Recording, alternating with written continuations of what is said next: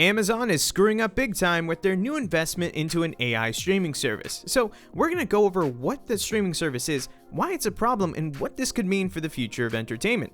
All that and more in today's video.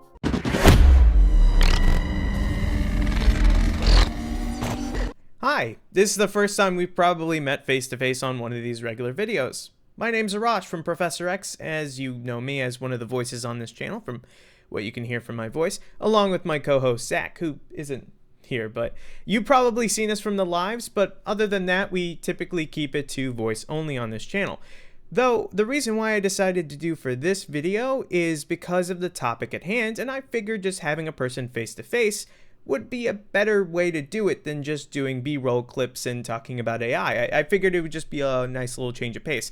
This is not what it's going to be like for the channel moving forward. Just for this particular video, I thought it was thematically appropriate.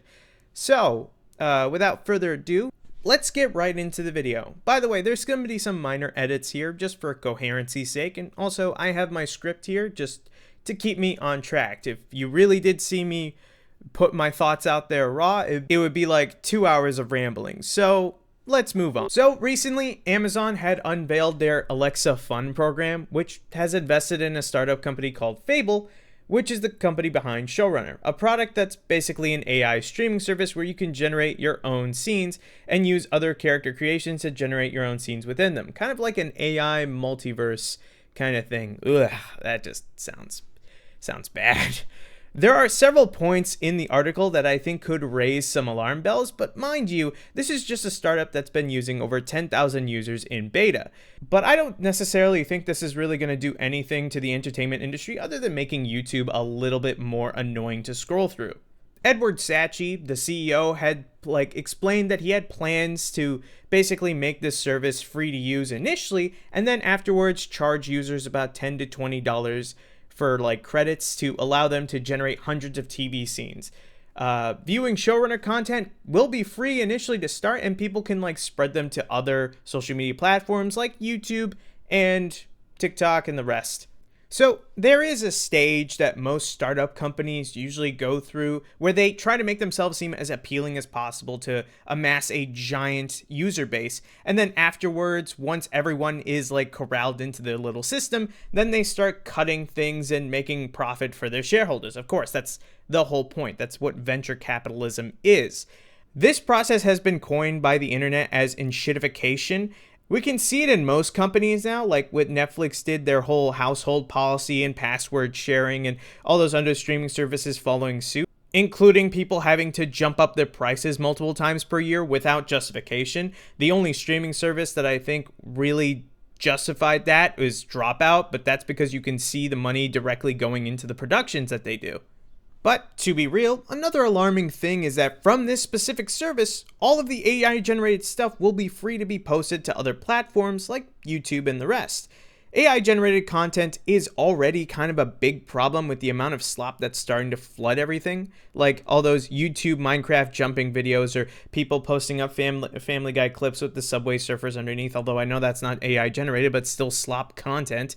Or those really annoying ones where it's like an AI narrator and they're just telling you the plot of a whole movie without any inflection or nothing. It's just bare bones. Basically, having a whole platform that's publicly available for you to just generate TV shows and the like will be like a slop house's dream come true, because why not just, instead of posting Family Guy clips with Subway Surfers underneath them, you could just post up your own content and be perfectly fine and in the legal clear. Now, it's no secret that streaming giants lately have been kind of in a gold rush to implement AI into their own systems. I think Netflix is working on something, and Amazon probably is doing this, and that's their answer to that. And they've been trying to find ways to integrate it to kind of just justify all their spending into all these AI systems as a short-sighted attempt to trim the fat around the costs of making entertainment.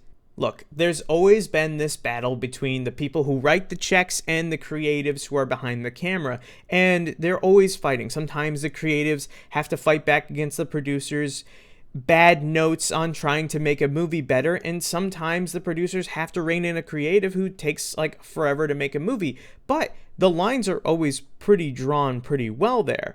AI was a big key issue between the writers and the Screen Actors Guild strike that shut down Hollywood back in 2023. So, if you read through some of the things in the streaming giants and the producers were trying to do with AI back then, it's kind of downright horrifying. Like, for example, trying to use a background actor's face, scan it, and then pay them only for that day, and then use their face in perpetuity. I may have gotten some of the details wrong there, but that's one of the things that was a pretty big issue back then, and there's since been protections in there now, but this is a whole brand new way of them trying to squidge around those rules. So here's why I think a thing like this won't really work. Just because Amazon is funding something like this doesn't necessarily mean that it's gonna blow up and hit the mainstream.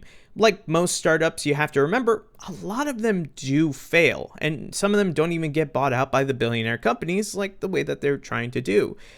AI-generated content is still in its infancy, where it's stuck in this uncanny valley look feel. And sure, there's some content that's getting very close, but there's a select few versus the sea of garbage that we see that's being spread throughout the internet. But also in the terms of entertainment value, there's still a reason why movies and TV shows beat out anything AI can do. Even in the sea of people who prefer to watch YouTube videos and short-term content, scripted content made by humans can beat out almost anything that AI is attempting to try. Because AI can scan the internet and regurgitate whatever back at you, it can't really understand the content that it's serving you. At least not with the models that we have yet. Like, there will never be an AI version of Quentin Tarantino or Wes Anderson. Those guys are auteurs. They understand what the films that they make are and the intent behind them. Hell, there's even some YouTube videos that I've watched that have been vastly more entertaining than some of the high-budget Hollywood movies that I've seen.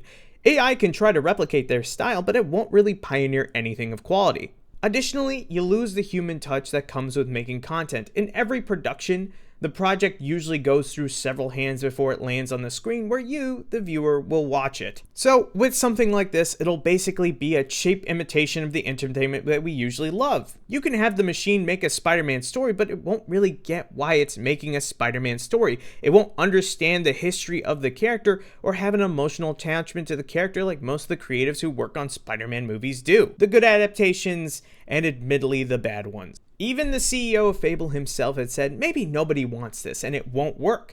That doesn't really spell out a guy who's that confident in his own product.